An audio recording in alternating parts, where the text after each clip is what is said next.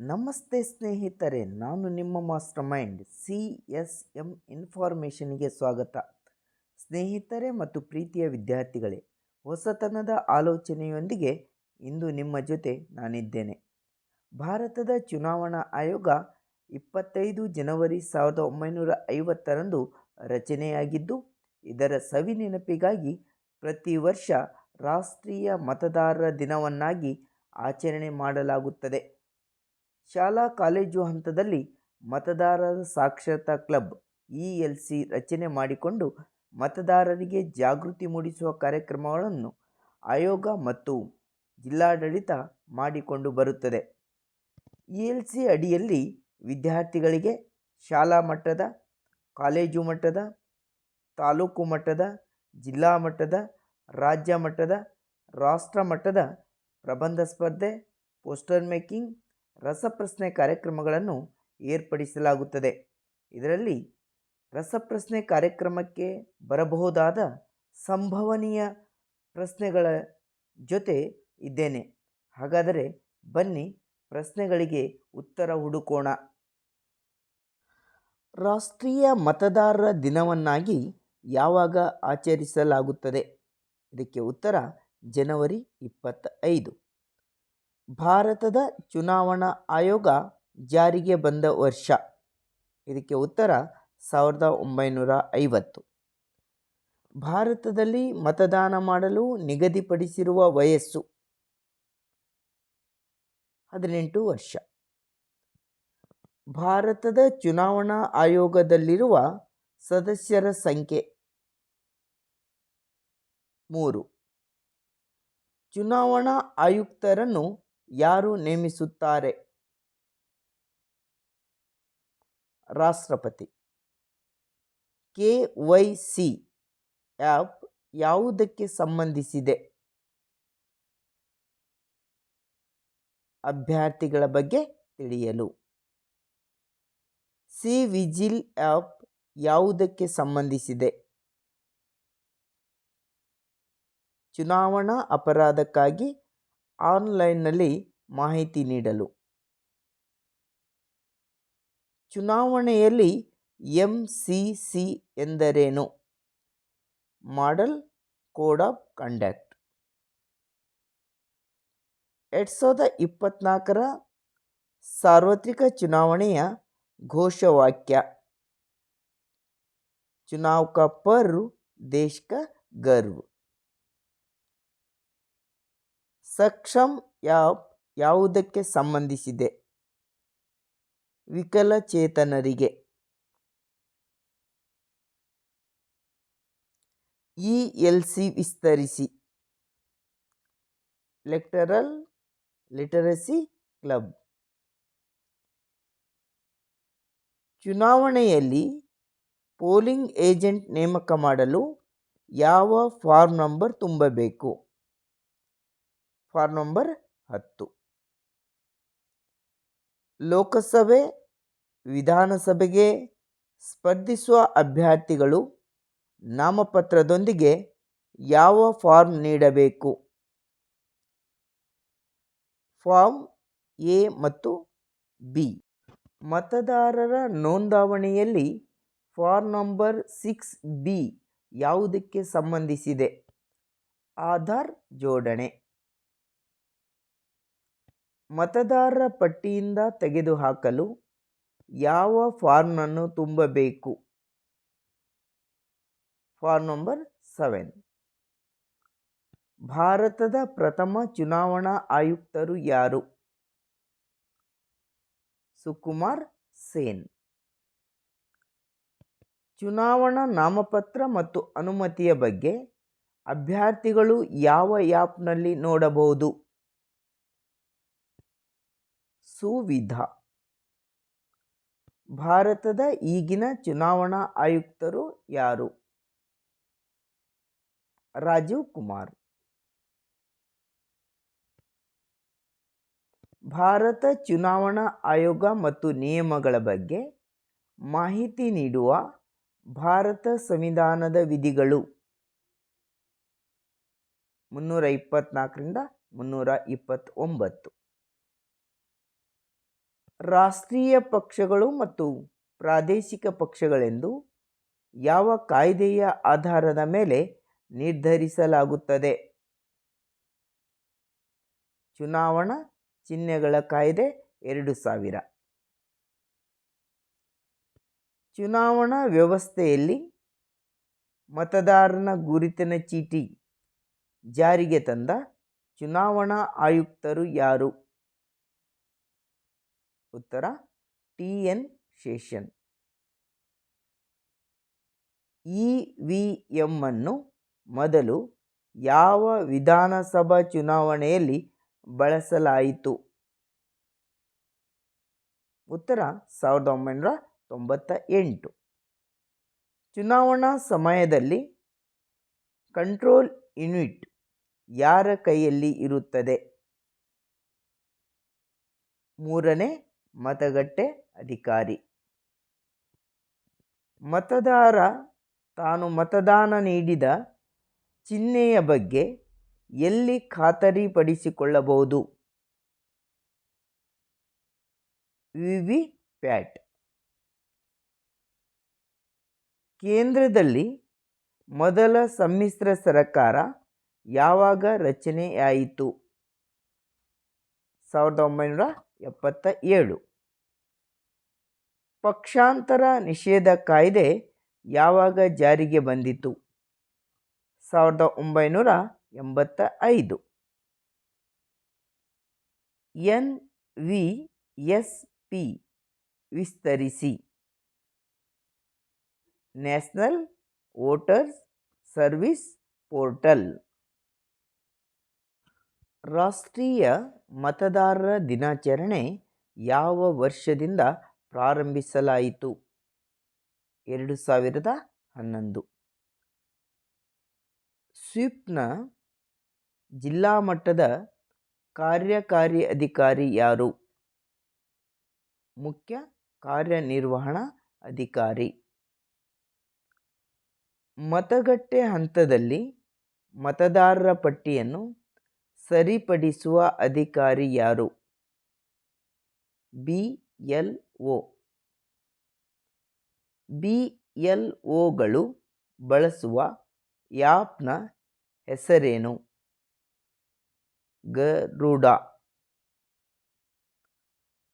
ರಾಷ್ಟ್ರಪತಿಗಳು ತಮ್ಮ ರಾಜೀನಾಮೆಯನ್ನು ಯಾರಿಗೆ ಸಲ್ಲಿಸುತ್ತಾರೆ? ಉತ್ತರ ಉಪರಾಷ್ಟ್ರಪತಿ. ಲೋಕಸಭಾ ಸದಸ್ಯರ ಸಂಖ್ಯೆ ಎಷ್ಟು? 543. ಕರ್ನಾಟಕ ವಿಧಾನಸಭಾ ಸದಸ್ಯರ ಸಂಖ್ಯೆ ಎಷ್ಟು? 224.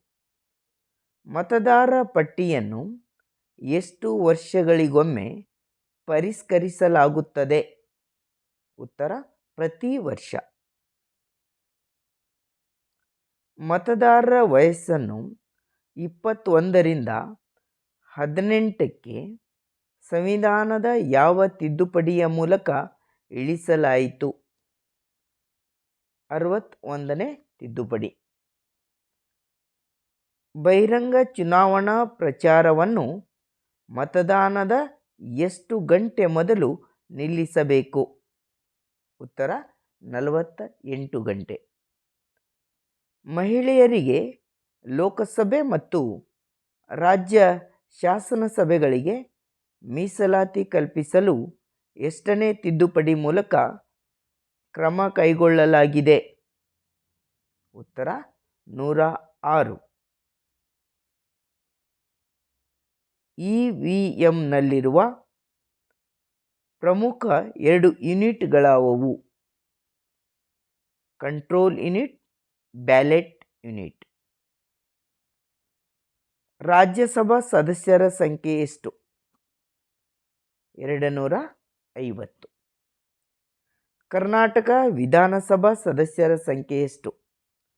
75.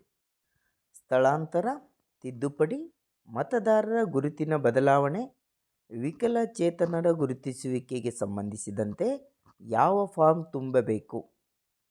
Form number 8. ಚುನಾವಣಾ ಸಮಯದಲ್ಲಿ ಎಷ್ಟು ಗಂಟೆಗೊಮ್ಮೆ ಮತದಾನದ ಅಂಕಿ ಸಂಖ್ಯೆಗಳನ್ನು ನೀಡಬೇಕು 2 ಗಂಟೆ. ESMS ವಿಸ್ತರಿಸಿ ಎಲೆಕ್ಷನ್ ಸೀಸರ್ ಮ್ಯಾನೇಜ್ಮೆಂಟ್ ಸಿಸ್ಟಮ್. ಭಾರತ ಚುನಾವಣಾ ಆಯೋಗದ ಗೀತೆ ಯಾವುದು? ಮೇನ್ ಭಾರತ್ ಹೂಂ ಹಮ್ ಭಾರತ್ ಕೆ ಮತದಾನ್ ಹೂಂ. ಚುನಾವಣಾ ಆಯೋಗ ಆಯುಕ್ತರ ಅಧಿಕಾರ ಅವಧಿ 6 ವರ್ಷ ಅಥವಾ 65 ವರ್ಷ. ಇದರಲ್ಲಿ ಯಾವುದೋ ಮೊದಲು ಅದು. ಚುನಾವಣಾ ಆಯೋಗ ಯಾವ ಚುನಾವಣೆಗಳನ್ನು ನಡೆಸುತ್ತದೆ? ಲೋಕಸಭೆ, ರಾಜ್ಯಸಭೆ, ವಿಧಾನಸಭೆ, ವಿಧಾನ ಪರಿಷತ್, ರಾಷ್ಟ್ರಪತಿ, ಉಪರಾಷ್ಟ್ರಪತಿ. ಮತದಾರರ ಗುರುತಿನ ಚೀಟಿ ಕಡ್ಡಾಯಗೊಳಿಸಿದ ಚುನಾವಣಾ ಆಯುಕ್ತರು ಯಾರು? ಶ್ರೀ ಎಂ.ಎಸ್. ಗಿಲ್. ಇವಿಎಂ ಅನ್ನು ಯಾವ ವರ್ಷದ ಲೋಕಸಭಾ ಚುನಾವಣೆಯಲ್ಲಿ ಬಳಸಲಾಯಿತು? ಉತ್ತರ 2004.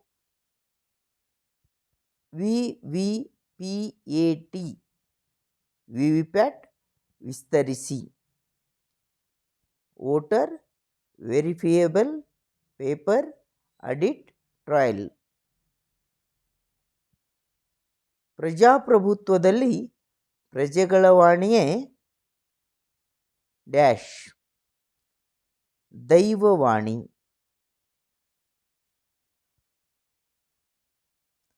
ಅಭ್ಯರ್ಥಿಯು ನಾಮಪತ್ರ ಸಲ್ಲಿಸುವಾಗ ಸಲ್ಲಿಸಬೇಕಾದ ಕಡ್ಡಾಯ ಘೋಷಣೆಗಳಾವವು? ಅಪರಾಧ ವಿವರಗಳ ಕಡ್ಡಾಯ ಘೋಷಣೆ, ಶೈಕ್ಷಣಿಕ ವಿವರ, ಆಸ್ತಿ ವಿವರ. ಚುನಾಯಿತ ಪ್ರತಿನಿಧಿ ತನ್ನ ಅಧಿಕಾರ ಮುಗಿಯುವ ಮುನ್ನ ರಾಜೀನಾಮೆ, ಮರಣ ಹೊಂದಿದರೆ, ಇನ್ನಿತರ ಕಾರಣಗಳಿಂದಾಗಿ ಸದಸ್ಯತ್ವ ಕಳೆದುಕೊಂಡಾಗ ನಡೆಯುವ ಚುನಾವಣೆಯನ್ನು ಏನೆಂದು ಕರೆಯುತ್ತೇವೆ? ಇದಕ್ಕೆ ಉತ್ತರ ಉಪಚುನಾವಣೆ. NVD ವಿಸ್ತರಿಸಿ national voters day. SVEEP SVEEP ವಿಸ್ತರಿಸಿ systematic voters education and electoral participation. ರಾಷ್ಟ್ರಪತಿಯನ್ನು ಯಾರು ಆಯ್ಕೆ ಮಾಡುತ್ತಾರೆ? ಲೋಕಸಭಾ ಮತ್ತು ರಾಜ್ಯಸಭಾ ಸದಸ್ಯರು ಹಾಗೂ ರಾಜ್ಯ ವಿಧಾನಸಭಾ ಚುನಾಯಿತ ಸದಸ್ಯರು. ಏಕಕಾಲದಲ್ಲಿ ರಾಷ್ಟ್ರಪತಿ ಮತ್ತು ಉಪರಾಷ್ಟ್ರಪತಿ ಸ್ಥಾನಗಳು ತೆರವಾದಾಗ ಯಾರನ್ನು ರಾಷ್ಟ್ರಪತಿಯನ್ನಾಗಿ ನೇಮಿಸಲಾಗುತ್ತದೆ?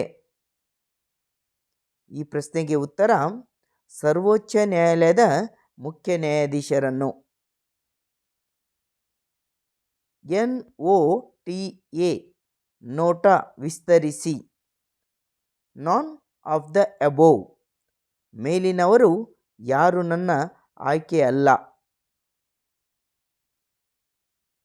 ಕಾರ್ಯಾಂಗದ ಕಾವಲು ನಾಯಿಗಳೆಂದು ಯಾರನ್ನು ಕರೆಯುತ್ತಾರೆ?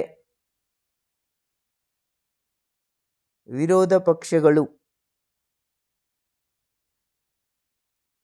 ಚುನಾವಣಾ ಪ್ರಣಾಳಿಕೆ ಎಂದರೇನು?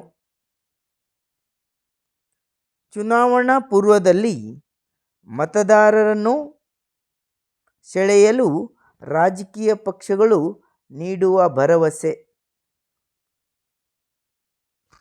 ಚುನಾವಣೆಯಲ್ಲಿ ಮತದಾರರ ಬೆರಳಿಗೆ ಹಚ್ಚುವ ಅಳಿಸಲಾಗದ ಶಾಯಿ ತಯಾರಿಸುವ ಕಂಪನಿ ಯಾವುದು ಮತ್ತು ಎಲ್ಲಿದೆ? Paint and varnish limited, Mysuru.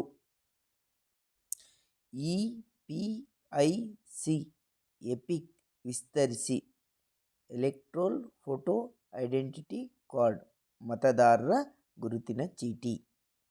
2024ರ NVD theme ಏನಾಗಿತ್ತು? Nothing like voting, I vote sure. ಮತದಾನದಂತೆಯೇ ಏನೂ ಇಲ್ಲ, ನಾನು ಖಚಿತವಾಗಿ ಮತ ಹಾಕುತ್ತೇನೆ. Thank you for watching my video. Please like, share, subscribe, press the bell icon for my new videos. Thank you. Bye. ಮುಂದಿನ ವಿಡಿಯೋವೊಂದಿಗೆ ಮತ್ತೆ ಭೇಟಿಯಾಗೋಣ. ನಮಸ್ಕಾರ.